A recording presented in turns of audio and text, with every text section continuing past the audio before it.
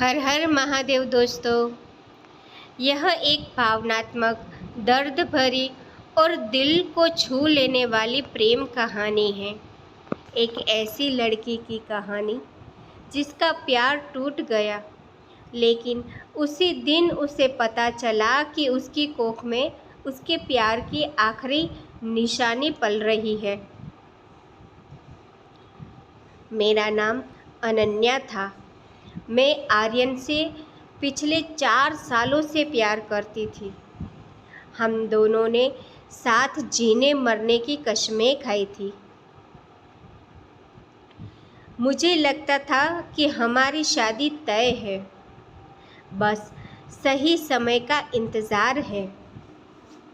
लेकिन ज़िंदगी हमेशा वैसी नहीं होती जैसी हम सोचते हैं।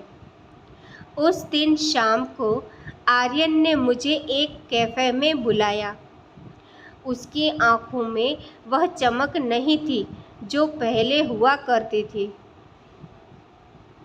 अनन्या, हमें बात करनी है।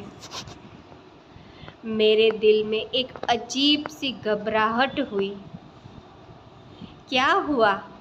उसने गहरी सांस ली।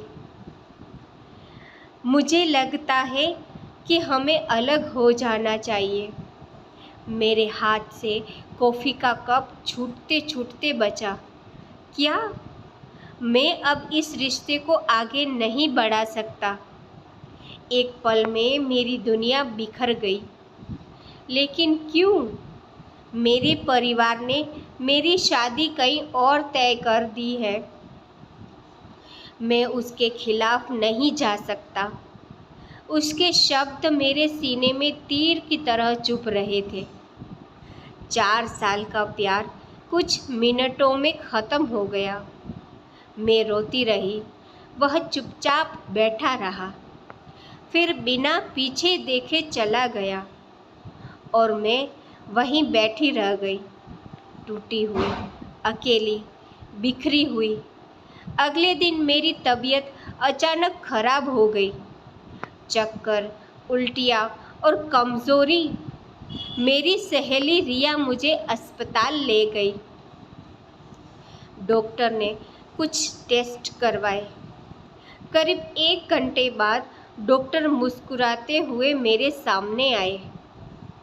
बधाई हो, आप माँ बनने वाली हैं। मेरे पैरों तले ज़मीन खिसक गई। मेरे कान सुन्न हो गए। मैं कुर्सी पर बैठ गई। कल ही मेरा ब्रेकअप हुआ था और आज मुझे पता चला कि मैं आर्यन के बच्चे की माँ बनने वाली हूँ। मेरी आँखों से आंसू बहने लगे। यह खुशी थी या दर्द, मैं खुद नहीं समझ पा रही थी। पूरी रात मैं सो नहीं पाई। क्या मुझे आर्यन को बताना चाहिए? क्या वह वापस आ जाएगा या मुझे और भी ज़्यादा ठुकरा देगा? कई दिनों तक मैं इसी सोच में डूबी रही। आखिरकार मैंने उसे फ़ोन किया। उसने कॉल उठाई। हेलो। मैं रो पड़ी। आर्यन, मैं प्रेग्नेंट हूँ। कुछ सेकंड तक सन्नाटा रहा, फिर उसकी आवाज़ आई। क्या? मैं तुम्हारे बच्चे की माँ बनने वाली हूँ। उधर फिर खामोशी छा गई।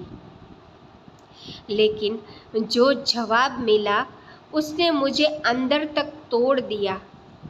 अनन्या, अब बहुत देर हो चुकी है। मैं सन्न रह गई। मेरी शादी अगले महीने है, तो हमारा बच्चा। मुझे माफ़ कर दो। कॉल कट गई। उस दिन मैंने फैसला कर लिया, मैं अपने बच्चे को जन्म दूंगी, चाहे पूरी दुनिया मेरे खिलाफ क्यों न हो जाए।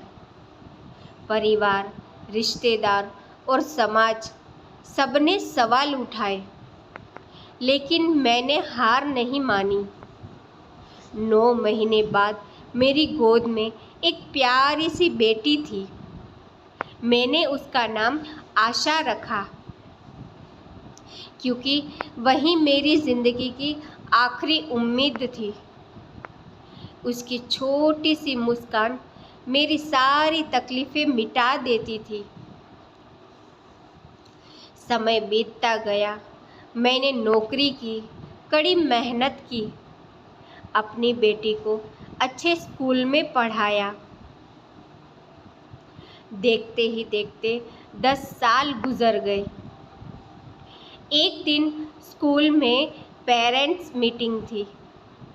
मैं आशा के साथ वहाँ पहुँची। तभी मेरी नज़र एक आदमी पर पड़ी। वह आर्यन था। समय ने उसके चेहरे पर कई लकीरें बना दी थी। उसकी नज़र आशा पर पड़ी, फिर मुझ पर। उसकी आंखें फैल गई, क्योंकि आशा बिल्कुल उसी के जैसी दिखती थी। मीटिंग खत्म होने के बाद वह मेरे पास आया। यह मेरी बेटी है ना? मैंने उसकी आंखों में देखा। हाँ, उसकी आंखें भर आई। मैंने बहुत बड़ी गलती की थी। मैं चुप रही। क्या वह जानती है कि मैं उसका पिता हूँ? नहीं, उसने सिर झुका लिया। क्या मुझे एक मौका मिल सकता है? मैं मुस्कुराई, लेकिन वह मुस्कान दर्द से भरी थी। मौका तब मिलता है जब इंसान साथ खड़ा रहता है। जब मुझे तुम्हारी ज़रूरत थी, तुम चले गए थे। उसके पास कोई जवाब नहीं था। आर्यन कई बार मिलने की कोशिश करता रहा, लेकिन जो साल गुजर चुके थे, उन्हें वापस नहीं लाया जा सकता था। एक दिन उसने मुझे कहा, मैं तुम्हें और अपनी बेटी को वापस पाना चाहता हूँ।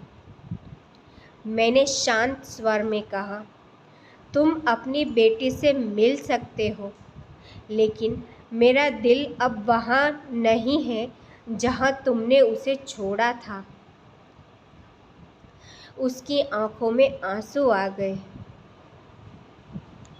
उसे समझ आ गया कि कुछ रिश्ते टूटने के बाद जुड़ तो जाते हैं, लेकिन पहले जैसे कभी नहीं होते।